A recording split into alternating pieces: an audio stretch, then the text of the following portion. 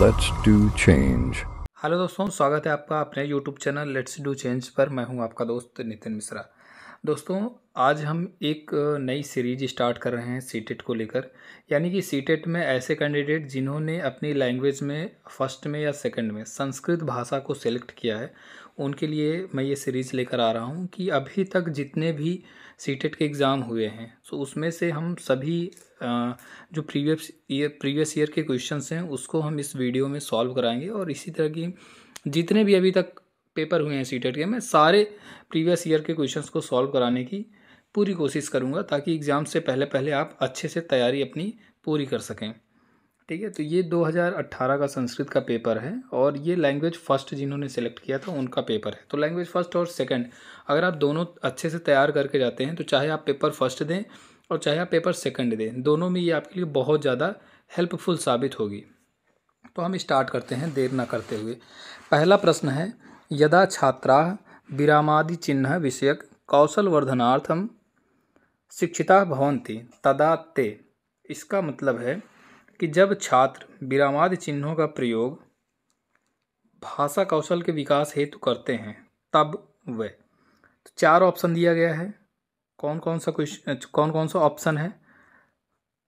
पहला ऑप्शन है स्वयस् अधिगम कौशलम सुदृढ़ं करिष्यन्ति। दूसरा ऑप्शन है लेखन सुधिताम प्राप्स्यन्ति। तीसरा ऑप्शन है भाषण कौशलम वर्धयिष्यन्ति। और चौथा ऑप्शन है स्वयस् सृजनात्मकताम वर्धयिष्यन्ति। तो इसमें से कौन सा सही होगा? इसमें से ऑप्शन नंबर बी सही होगा, यानी दूसरा ऑप्शन। इसमें से दूसरा ऑप्शन ये सही हो जाएगा, यानी कि जब छात्र विराम आदि चिन्हों का प्रयोग भाषा कौशल के विकास हेतु करते हैं तब वे अपनी लेखन शुद्धता को प्राप्त करते हैं। यानी कि ऑप्शन नंबर दूसरा इसमें से सही हो जाएगा, लेखन शुद्धताम प्राप्स्यन्ति। ठीक है, तो अब हम दूसरे प्रश्न की ओर बढ़ेंगे, यानी क्वेश्चन नंबर 92 पर जब हम बढ़ेंगे तो दूसरा क्वेश्चन क्या है? भाषा शिक्षण कक्षायाम रचनावादस्य अर्थः भवति। इसमें ऑप्शन कौन कौन सा दिया गया है? छात्राः विविध असमान दृष्टान्तान् पठित्वा सुदृढ़ं समाधानं स्वयं प्राप्नुवन्तु। दूसरा ऑप्शन है छात्राः केनचित् अध्यापकेन सहकृतां भवन्ति विभिन्न माध्यानां साहाय्येन स्वीकीयं सिद्धान्तं व्यवस्थापयन्ति। तीसरा ऑप्शन है छात्राः प्राप्य विषये स्वकीयम् अध्ययनं ज्ञानस्य वस्तूनां प्रतिबिम्बन अनुभव द्वारा भाषा कौशलेन च प्राप्नुवन्ति। चौथा ऑप्शन है छात्राः स्वकीयां अधिगम सामग्री स्वयं निर्मायां प्रत्यज्ञ ज्ञानम प्राप्नुवन्ति। तो इसमें कौन सा ऑप्शन सही हो जाएगा? छात्राः प्रपञ्च विषये स्वकीयम् अध्ययनं ज्ञानस्य वस्तूनां प्रतिबिम्बन अनुभव द्वारा भाषा कौशलेन च प्राप्नुवन्ति। इसका मतलब है कि भाषा शिक्षण की कक्षा में रचनावाद का छात्र अपने संबंधित विषय का अध्ययन ज्ञान और वस्तुओं का प्रतिबिंब अपने अनुभव द्वारा और भाषा कौशल के द्वारा प्राप्त करता है। यानी कि ऑप्शन नंबर 3 इसमें राइट आंसर हो जाएगा। अब हम बात करते हैं क्वेश्चन नंबर 93 का। निम्नलिखितेषु कथमम् उत्तरं प्रादेशिक भाषा विकासाय समस्या नास्ति इति सूचयति।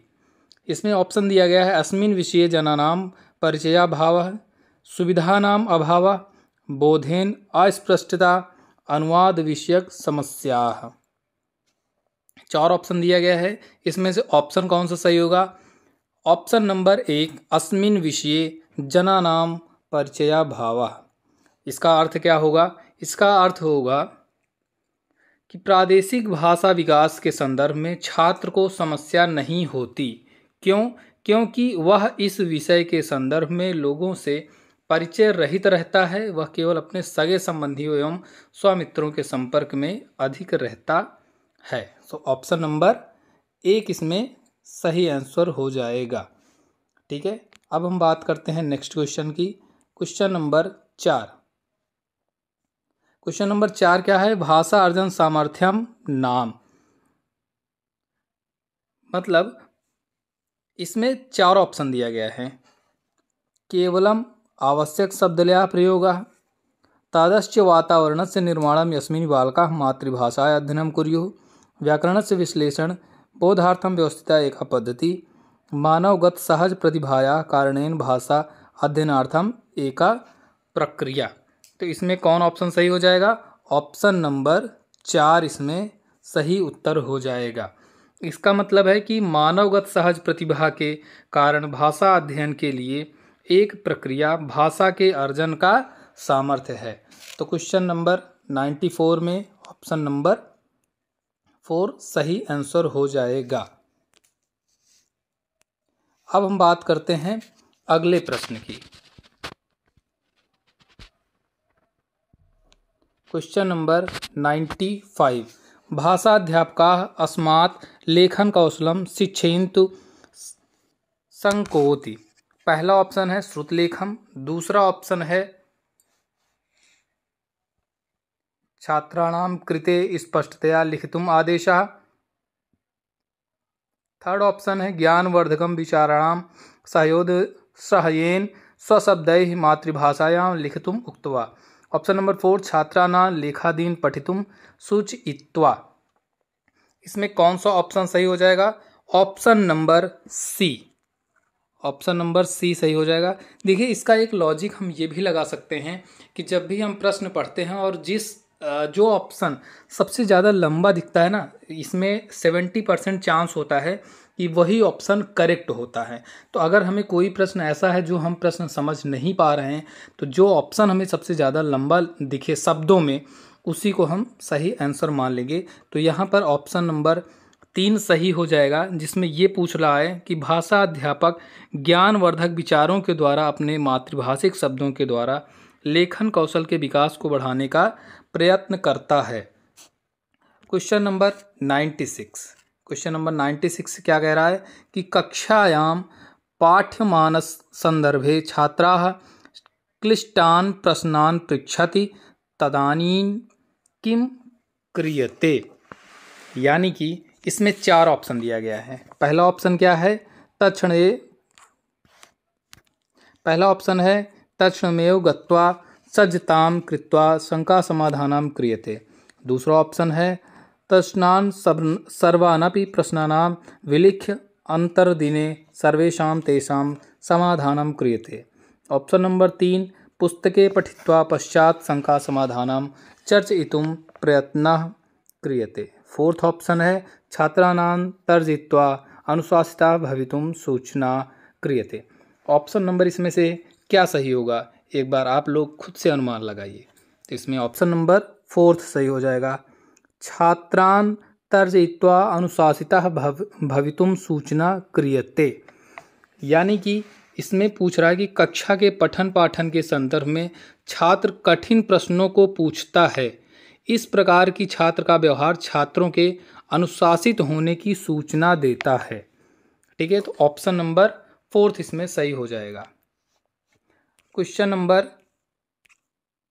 97 रटनाभ्यास कारणेन विद्यार्थिना विकासे किस शिक्षिता भवति। इसमें 4 ऑप्शन है। तेषां बुद्धेः विकासः न भवति। ऑप्शन नंबर 2 तेषाम् आत्मविश्वासः नष्टः भवति। ऑप्शन नंबर 3 कक्षा अध्यापन क्रमात् ते दूरीकृताः भवन्ति। ऑप्शन नंबर 4 ते अध्ययनोपरि समुचितं ध्यानं दातुम् अशक्ताः भवन्ति। इसमें कौन सा ऑप्शन सही हो जाएगा दोस्तों? इसमें ऑप्शन नंबर बी सही हो जाएगा। ऑप्शन नंबर बी, तेषाम् आत्मविश्वासः नष्टः भवति। यानी कि अगर छात्र रटना प्रक्रिया द्वारा, अगर छात्र क्या करता है कि विद्यार्थियों के भाषा विकास में अगर रटना प्रक्रिया ज़्यादा होती है तो उससे क्या होता है कि उनके आत्मविश्वास में कमी होती है, यानी आत्मविश्वास उनका नष्ट हो जाता है। ठीक है, तो अगले प्रश्न की ओर हम बढ़ेंगे। प्रश्न नंबर 98 प्रश्न में क्या कह रहा है? भाषा शिक्षण संदर्भे आगमना पद्धते एषः लाभः अस्ति। ऑप्शन कौन कौन से हैं इसमें? ऑप्शन पहला है विद्यार्थी भी गृह कार्यम करणस्य आवश्यकता नास्ति। ऑप्शन नंबर 2 विद्यार्थिनः रटनाभ्यासं न कुर्वन्ति। ऑप्शन नंबर 3 कक्षायाम् अनुशासनं रक्षितं भवति। विद्यार्थिम् अल्पे एव समये अधिकं पठितुं शक्नोति। इसमें से कौन सा ऑप्शन सही होगा इन चारों में? इन चारों में ऑप्शन नंबर बी सही हो जाएगा आपका। ऑप्शन नंबर 2 विद्यार्थिनः रटनाभ्यासं न कुर्वन्ति, यानी कि भाषा शिक्षण के आगमन पद्धति के संदर्भ में विद्यार्थियों का रटनाभ्यास न करना यह आगमन पद्धति के अंतर्गत नहीं आता है। ठीक है। क्वेश्चन नंबर 99 भाषा तावत् अभिव्यक्ते स्वमतव्यम स्वमतव्यकरणस्य सर्वश्रेष्ठां माध्यम अस्ति। इसमें से क्या ऑप्शन है? प्रचार, संग्रह, विनिमय, उपर्युक्तम, सर्वमपि। इसमें से कौन ऑप्शन सही हो जाएगा दोस्तों? नंबर सी इसमें सही हो जाएगा। ऑप्शन नंबर सी, यानी कि अपनी अभिव्यक्ति को यानी अपने मत को रखना एक दूसरे के प्रति, ये एक तरीके से ना अपने ज्ञान को दूसरे के समक्ष देना और दूसरे के ज्ञान को लेना, ये प्रक्रिया विनिमय की प्रक्रिया हो जाती है, जो आदान प्रदान की प्रक्रिया कहलाती है। अब हम क्वेश्चन नंबर नेक्स्ट पर चलते हैं। क्वेश्चन नंबर 100 में क्या कह रहा है? भारतीय यक्षत्रास्य कस्याः शिक्षणाय महती आवश्यकता अस्ति। यानी कि भारतीय छात्र के भाषा के विकास के संदर्भ में क्या चीज़ सबसे ज़्यादा महत्व रखती है या क्या किस चीज़ की सबसे ज़्यादा आवश्यकता होती है? ऑप्शन 4 दिए गए हैं। मातृभाषा तथा प्रादेशिक भाषयोः, मातृभाषा तथा आंग्लयोः, काः अपि तीक्ष्ण भाषाः। इसमें से कौन सा ऑप्शन सही हो जाएगा? सबसे ज़्यादा ज़रूरी क्या है? मातृभाषाया। ये हमेशा आप मान के चलिएगा कि अगर आप 1 से 5 के विद्यार्थियों को, या अगर हम ये बात करें कि बेसिक कि अगर आप छात्रों को आप पढ़ा रहे हैं तो कक्षा में सबसे ज़्यादा क्या इम्पोर्टेंट होगा, आप ये मान के चलिएगा कि उनके लिए उनकी मातृभाषा सबसे ज़्यादा शिक्षण कार्य में इम्पोर्टेंट होता है। प्रश्न नंबर 101 अभिव्यापक कक्षायाम भाषा शिक्षणे इयम एका समस्या। कौन सी इसमें समस्या होगी? उपयुक्त भाषाधिगम वातावरण विकासानुकूलतायाः असामर्थ्यम। दूसरा ऑप्शन है उपयुक्त अधिगम सामग्री अभावः। ऑप्शन नंबर 3 विद्यार्थीनां योग्यता विषया अक्षमता। ऑप्शन नंबर 4 विद्यार्थीषु परस्परम रुचि भेदः। अब इसमें से क्या इसमें से आंसर हो जाएगा दोस्तों? इसमें से आंसर हो जाएगा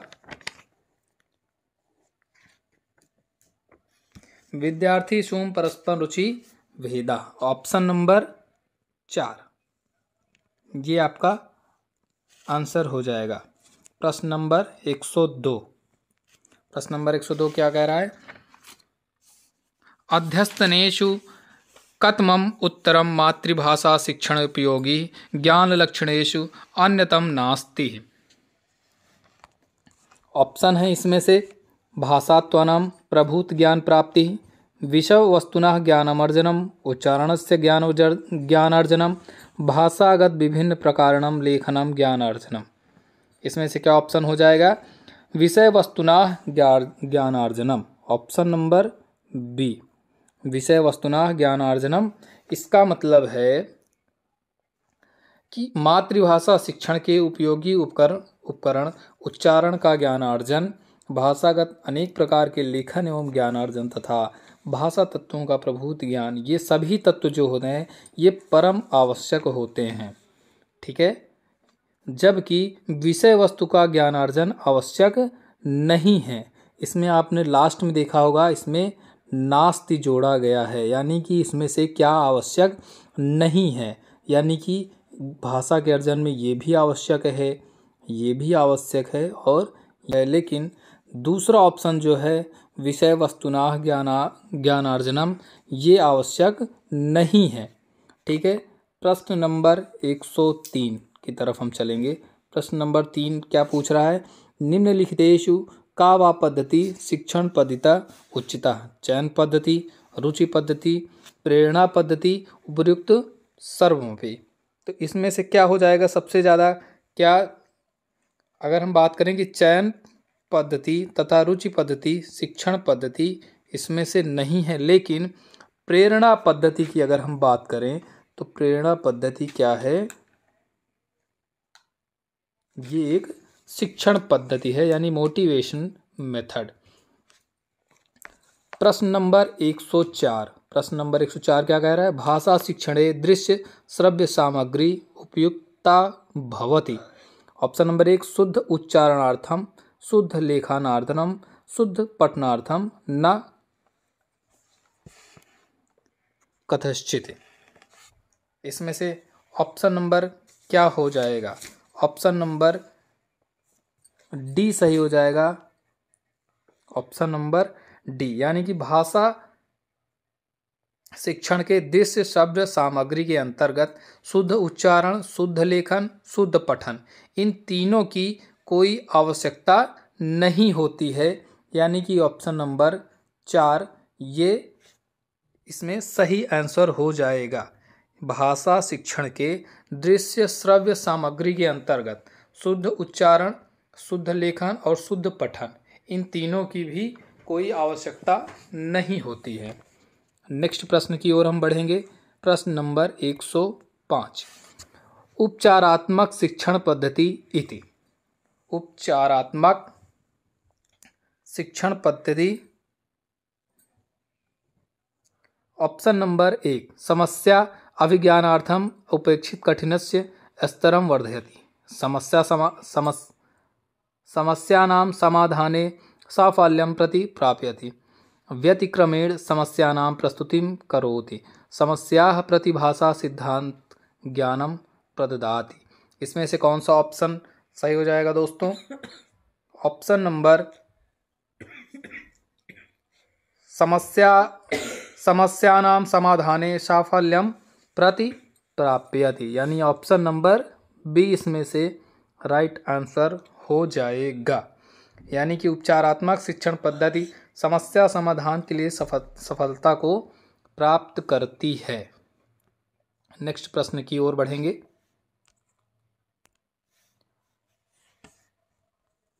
प्रश्न नंबर 106 से लेकर आगे के जो कुछ प्रश्न हैं ये हमें एक गद्यांश के माध्यम से सॉल्व करने हैं। गद्यांश है पूरा एकस्मिनि वृक्षे एका चटका प्रतिवसति इस्म। इसको हम एक गद्यांश के माध्यम से सॉल्व करेंगे। कालेन तस्याः संततिः जाता एकदा कश्चित् प्रमत्तः गजः तस्य वृक्षस्य अधः आगत्य तस्य शाखां शुण्डेन अत्रोटयति। चटकायाः नीडं भुवि अपतत् तेन अंडानि विशीर्णानि अथ सा चटका व्यल्पत। तस्याः विलापं श्रुत्वा काष्ठकूटः नाम खगः दुखेन ताम अपृच्छति। भद्रे किमर्थं विलपसि इति। चटका वदत् दुष्टेनैकेन गजेन मम संततिः नाशिता। तस्य गजस्य वधेनैव मम दुःखम् अपसरेत्। ततः काष्ठकूटाः तां विणार्वा नाम्नयाः मक्षिकायाः समीपम् अनयत्। तयोः वार्तां श्रुत्वा मक्षिका वदत् ममापि मित्रं मण्डूकः मेघनादः अस्ति। शीघ्रं तमुपेत्य यथोचितं करिष्यामः। तदानीं तौ मक्षिकया सह गत्वा मेघनादस्य पुरः सर्ववृत्तान्तं न वेदयताम्। अब इसमें से कुछ प्रश्न यहाँ पर किए गए हैं, उसके माध्यम से हम इन प्रश्नों को, इस गद्यांश के माध्यम से हम प्रश्नों को सॉल्व करेंगे। ठीक है, तो पहला प्रश्न इसमें से कौन सा है? पहला प्रश्न है वृक्षे का प्रतिवसति इस्म। वृक्षे का प्रतिवसति इस्म, यानी कि इस गद्य के अनुसार वृक्ष पर कौन निवास करती थी? तो हम यहाँ पर देखेंगे, वृक्षे एका चटका प्रतिवसति स्म, यानी पहले प्रश्न का उत्तर हमें यहाँ से मिल जाता है। तो इसमें से कौन सा सही हो जाएगा? ऑप्शन नंबर 3 इसमें सही हो जाएगा, यानी वृक्षे चटका प्रतिवसति स्म, ऑप्शन नंबर 3। अब हम प्रश्न नंबर 107 की बात करेंगे। गजः शाखाम केन अत्रोटयत। ऑप्शन है 4, दुखेन, सुंडेन, आयुधेन, पादेन। अब इसमें से क्या सही हो जाएगा? ऑप्शन नंबर 2 सही हो जाएगा, सुंडेन। अब इस प्रश्न का हमें उत्तर कहाँ पर मिलेगा? इस प्रश्न का उत्तर मिलेगा हमें थर्ड लाइन पर। आप थर्ड लाइन अगर ध्यान से देखें तो शाखाम सुंडेन अत्रोटयत, ठीक है। इसका मतलब क्या हुआ कि इस गद्यांश के आधार पर हाथी सूंड से शाखा को तोड़ा। किसने सूंड से शाखा को तोड़ा? तो हाथी ने किससे शाखा को तोड़ा? तो हाथी ने सुंडेन यानी सूंड से शाखा को तोड़ा। Option number next.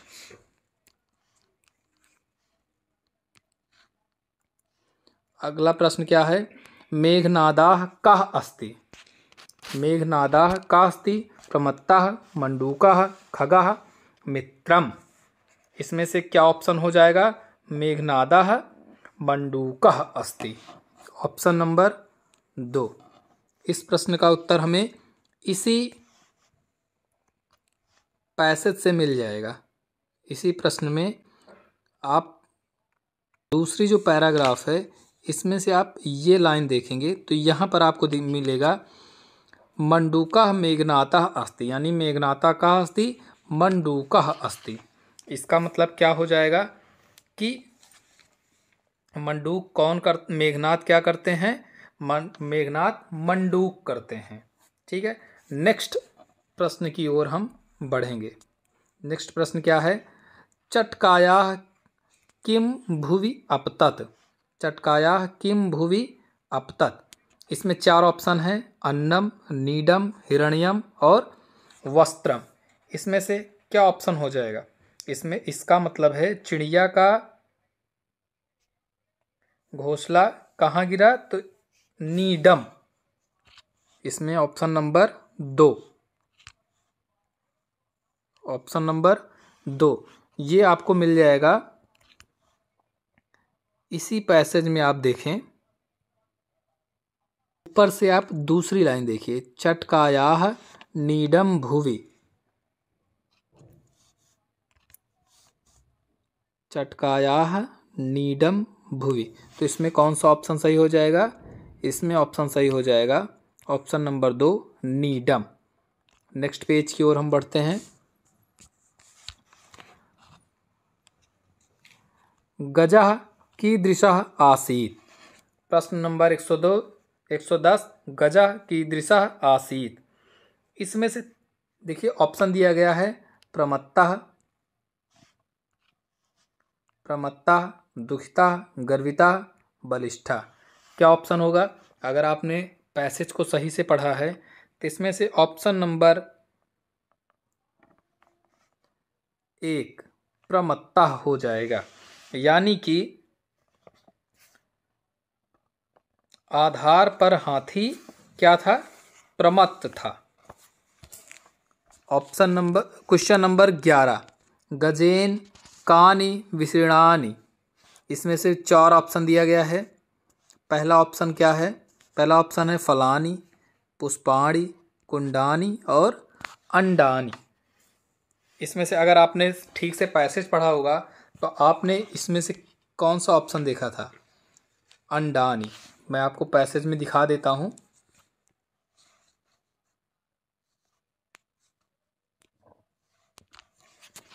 आप इस पैसेज को ठीक से देखिए और आपने देखा होगा ये लाइन आपने देखा, गजेन कान विशीर्णानि गजेन अंडानि विशीर्णानि, अर्थानी हाथी के द्वारा अंडों को नष्ट कर दिया गया। ठीक है, हम बढ़ते हैं नेक्स्ट प्रश्न की तरफ। प्रश्न नंबर 112। प्रश्न नंबर 112 क्या कह रहा है? विशीर्णानि पदस्य अर्थाः नास्ति, अंडानि नष्टानि सचितानि या प्राप्तानि। प्रश्न नंबर 112, तो इसमें क्या हो जाएगा? विशीर्णानि पद का अर्थ नष्टानि है, यानी कि विशीर्णानि का अर्थ क्या है? विशीर्णानि का अर्थ है नष्टानि। अभी हमने इसके जस्ट ऊपर ही प्रश्न में चर्चा किया कि किस चीज़ का नष्ट किया था, तो उन्होंने अंडे का नष्ट किया था हाथी ने। तो यानी विशीर्णानि का अर्थ क्या होता है?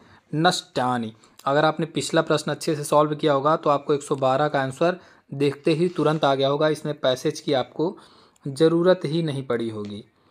प्रश्न नंबर 113, यानी अधः इति पदस्य विलोम पदम भवति। अधः, अधः माने क्या होता है? अधः माने होता है नीचे। ठीक है, अब इसमें से अब आप खुद देखिए कि नीचे का विलोम क्या होगा? नीचे का विलोम नीचे तो होगा नहीं, नीचे का विलोम पार्श्व मतलब नज़दीक भी नहीं होगा, नीचे का मतलब भूवि भी नहीं होगा, नीचे का विलोम हो सकता है ऊपरी। यानी कि इसमें से कौन सा उत्तर सही हो जाएगा? ऑप्शन नंबर डी, ऊपरी। अधः इति पदस्य विलोम पदम भवति। अध, इनमें से अध का विलोम क्या होगा? तो इनमें से अध का विलोम हो जाएगा ऊपरी। ठीक है दोस्तों, नेक्स्ट प्रश्न की ओर बढ़ते हैं। करिष्यामः इति पदे लकारः अस्ति, यानी कि करिष्यामः में कौन सा लकार है? करिष्यामः, करिष्यामः में कौन सा लकार है? 4 ऑप्शन दिया गया है, लट लकारः, लोट लकारः, लिट लकारः और लंग लकारः। तो इसमें से ऑप्शन नंबर 1 सही हो जाएगा। अगर हम लिट लकार की बात करें तो ये कैसे चलेगा? ये भविष्यत काल है, जैसे करिष्यति करिष्यतः करिष्यन्ति, करिष्यसि करिष्यतः करिष्यत्, करिष्यामि करिष्यावः करिष्यामः। यानी कि इसमें क्या दिया गया है? करिष्यामः, यानी कि ये कौन सा लकार है? लिट लकार है। सॉरी, ये कौन सा लकार है? लिट लकार है, लट लकार नहीं, लिट लकार है।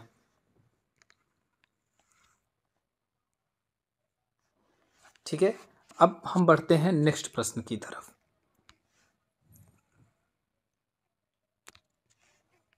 प्रश्न नंबर 115 से लेकर 120 तक, ये भी एक अलग पैसेज के द्वारा दिया गया है, जिसमें एक श्लोक दिया गया है।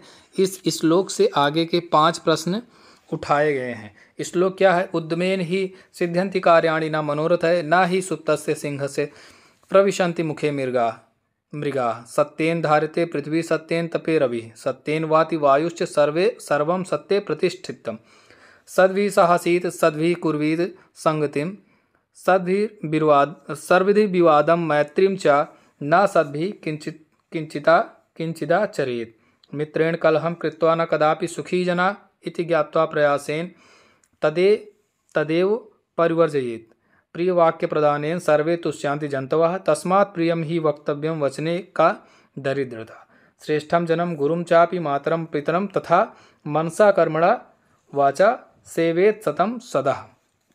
तो ये हमें यहाँ पर पैसेज दिया गया है और इसी में से प्रश्न किया गया है। तो इसमें से प्रश्न क्या है? सर्वम कस्मिन् प्रतिष्ठितम, सर्वम कस्मिनि प्रतिष्ठितम, यानी ऑप्शन हो जाएगा, इसमें से ऑप्शन हो जाएगा सत्य। ऑप्शन क्या हो जाएगा? ऑप्शन नंबर 3 सत्य, यानी कि सभी सत्य में प्रतिष्ठित हैं। सभी किस में प्रतिष्ठित हैं? सत्य में सभी प्रतिष्ठित हैं। प्रश्न नंबर 116, प्रश्न नंबर 116 क्या कह रहा है? कयेहिना किंचिदाचरेत। 4 ऑप्शन दिए गया है। कौन कौन सा ऑप्शन है? सद्भिः, असद्भिः, मित्रैः, बंधुभिः। क्या ऑप्शन हो जाएगा? एक बार आप खुद से आप देखिए इसमें क्या ऑप्शन हो जाएगा। कयेहिना किंचिदाचरेत, यानी कि असद्भिः न किंचिदाचरेत, असिद्भिः न किंचिदाचरेत। Option number B. आप लोग अगर इसको देखेंगे अच्छे से,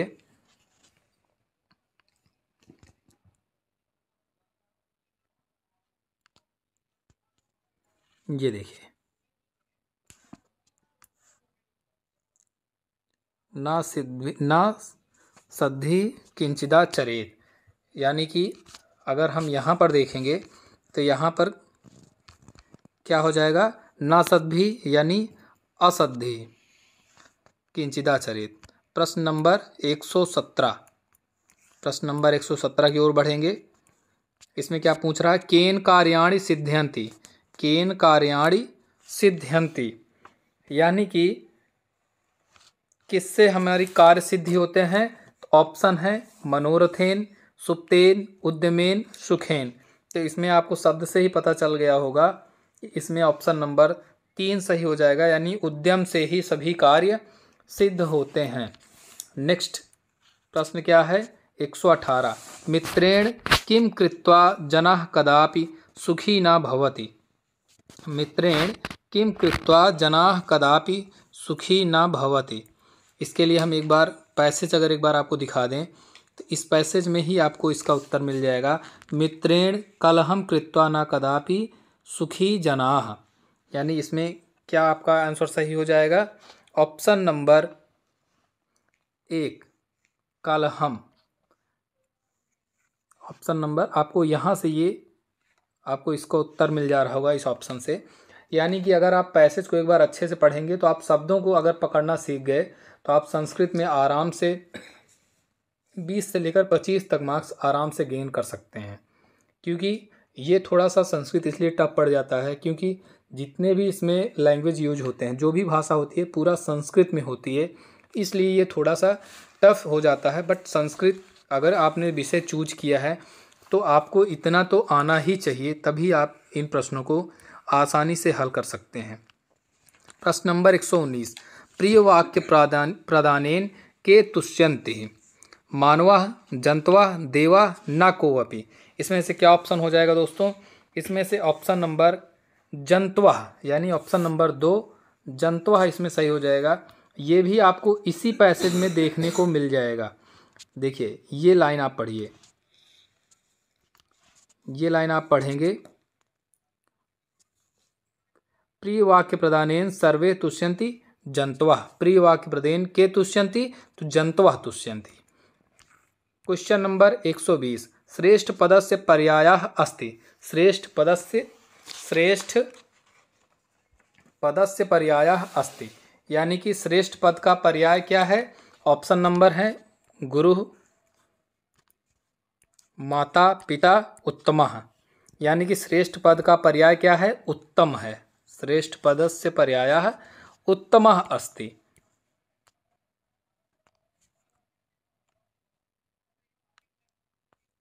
ठीक है, तो ये फिलहाल रहा कि 2018 का जिन्होंने भाषा 1 सिलेक्ट किया था उसमें ये प्रश्न पूछा गया था, तो मैंने इसको सॉल्व कराने का प्रयास किया है।